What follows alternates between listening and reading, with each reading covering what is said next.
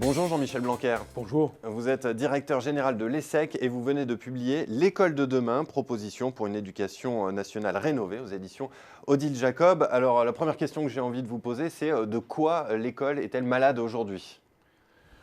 Elle n'est pas malade d'une seule chose, elle a plusieurs problèmes qui, combinés, font une situation qui n'est pas très bonne pour l'école française aujourd'hui. Le premier des facteurs, c'est les fondamentaux, les savoirs fondamentaux des enfants. Le fait qu'aujourd'hui, plus de 20% des enfants sortent du CM2 sans savoir correctement lire, écrire et parler est un échec collectif pour le pays.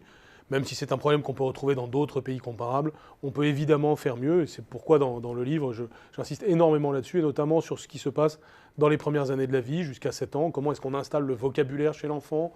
Comment on doit avoir véritablement une politique du langage, de façon à ce qu'ensuite, après la maternelle, en entrant au cours préparatoire, l'enfant soit tout à fait prêt à apprendre avec les méthodes qui marchent, à lire, écrire et compter. C'est un premier problème. Le deuxième sujet, c'est celui de la personnalisation des parcours. On doit réussir à la fois à donner un socle à tous les enfants de France, notamment à la fin de l'école primaire, et ensuite tout au long du collège, et en même temps leur donner les moyens de personnaliser leur parcours, puisque chaque enfant, chaque être humain est différent et qu'il faut appuyer sur les talents et compenser les faiblesses. Est-ce qu'il n'y a pas un problème plus large, culturel, au niveau de la France, avec ce système, on va dire, par écrémage, où on va jusqu'à la 3e, puis ceux qui sont encore dans le haut du panier vont jusqu'au bac, puis la prépa, puis les grandes écoles. Est-ce que tout cela ne pose pas problème ? Bon, ce qui pose problème, c'est surtout le fait qu'au nom de cela, on essaye de tirer le système vers le bas. Donc il faut faire très attention au diagnostic que l'on porte. On a besoin aujourd'hui de tirer le système vers le haut. Ça signifie qu'on doit reconnaître la diversité des excellences. Ça veut dire que tout élève de France doit savoir écrire, lire, compter. Et donc la question de la maîtrise du langage du français est fondamentale. Sur cette base-là, et si possible sur des bases mathématiques importantes aussi, eh bien, on doit pouvoir déployer la diversité des talents. Et c'est la question de l'intelligence de la main, la question des différentes formes d'intelligence qui doivent être valorisées. Le problème en France, c'est pas tant qu'il y ait des parcours diversifiés, qu'il se passe des choses différentes pour chacun, c'est plutôt qu'on hiérarchise les parcours. Et par exemple, le fait que le lycée professionnel n'ait pas bonne réputation est une très mauvaise chose. On doit pouvoir, et c'est un des points du livre, revaloriser mais complètement le lycée professionnel pour en faire quelque chose qui soit tout à fait valorisant pour ceux qui le font, par exemple parce qu'ils vont créer des petites entreprises ultérieurement, et ça nécessite justement d'avoir des compétences de base, non seulement pratiques, mais aussi de langage, de présentation de soi, de mathématiques, etc. Alors on est dans le temps des propositions aujourd'hui, donc la parution de votre livre tombe bien. Selon vous, quelles sont les réformes à mettre en place en priorité ?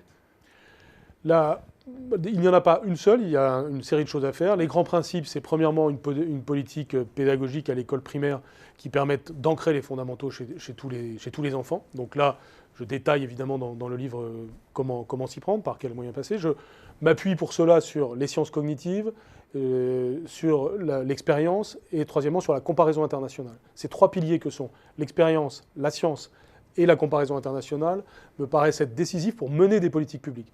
Si on fait quelque chose, ce n'est pas parce que je trouve que c'est bien et je vais vous l'imposer à vous. Non, on doit faire les choses parce qu'elles ont été prouvées, un petit peu comme on le fait dans le domaine de la santé. Et bien dans le domaine de l'éducation, on a les moyens de savoir ce qui marche, ce qui ne marche pas. On a les moyens d'expérimenter. On a les moyens de ne pas faire tout de suite pour tout le monde, mais de faire des choses pragmatiques. Et c'est un petit peu ce que je prône sur le plan pédagogique. Et par ailleurs, il y a un autre grand principe qui est celui de l'autonomie. On doit libérer le système, notamment les collèges et les lycées, en leur donnant une autonomie d'établissement qui permette aux équipes de décider sur le terrain comment allouer les moyens, comment s'organiser pour être efficace au service de chaque élève. J'en reviens à ces comparaisons internationales. Quels sont les exemples ou les modèles qui, selon vous, devraient nous inspirer ? Aujourd'hui, vous avez deux grandes familles de pays qui s'imposent un peu dans les différents classements. Vous avez la famille asiatique, si je puis dire, qui finalement est assez traditionnelle dans son approche, repose beaucoup sur l'effort, la mémoire de l'enfant. Et puis un modèle qui est pratiquement l'inverse, qu'on pourrait appeler le modèle scandinave, on parle souvent aussi de la Finlande, on pourrait parler aussi du Canada, un modèle nordiste, disons, qui, lui, repose beaucoup plus sur l'épanouissement de l'enfant, la capacité à le valoriser, sur l'expression orale, etc. Je pense que la France a une tradition scolaire fantastique. On a nous-mêmes notre propre modèle, évidemment. Il ne s'agit pas de transposer exactement ce qui se passe en Finlande ou au Japon, parce qu'il y a Dans les deux cas aussi, des inconvénients qu'il faut savoir voir. Mais il faut, sur la base de notre trajectoire, de notre histoire, on doit être capable d'inventer quelque chose qui prend le meilleur des deux traditions, c'est-à-dire à la fois l'importance de l'effort, l'importance du travail, l'importance de la rigueur, qui est quelque chose qu'on doit un petit peu réinstituer dans notre système, et en même temps l'importance de l'épanouissement, l'importance du plaisir, l'importance de la valorisation de chacun, parce que les enfants de France n'ont pas assez confiance en eux-mêmes, et de façon générale, l'ensemble des acteurs n'ont pas assez confiance les uns envers les autres. Eh bien, merci beaucoup Jean-Michel Blanquer pour cette présentation. Et pour ceux qui veulent aller plus loin, je renvoie à votre livre, L'école de demain, aux éditions Odile Jacob. Merci. Merci à vous.